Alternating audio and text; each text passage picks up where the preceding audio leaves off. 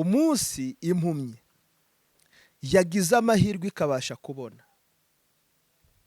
ikintu cya mbere ijugunya ni ya nkoni yagenderagaho mu gihe itabonaga. uwo nguwo niwe muntu. Mwigishe, mugaburire, mwambike, mushyingire, yewe mwubakire, umukorere buri kimwe cyose gishoboka.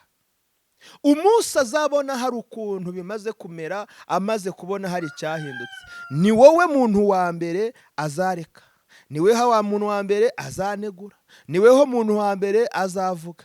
uwo nguwo niwe muntu.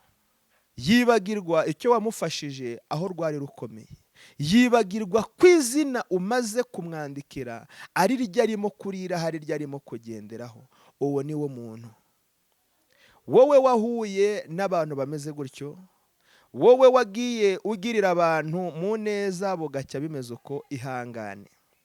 Hari Imana yishyura imirimo yose wakoze, ya yindi wakoze ku mugaragaro, ya yindi wakoze bwihishwa, ya yindi wakozwe batabizi, ari impamutima zawe zibiguteye. Umwuka wera yagusuye akagutuma, genda ukora iki? Bariya bana bigishe, bagaburire, bambike, bashakira inzu, ukabubakira.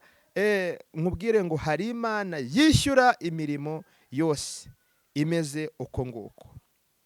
Nakubwira ngo ihangane, komera, shikama, komeza kwizera no kwiringira imbaraga z'Imana.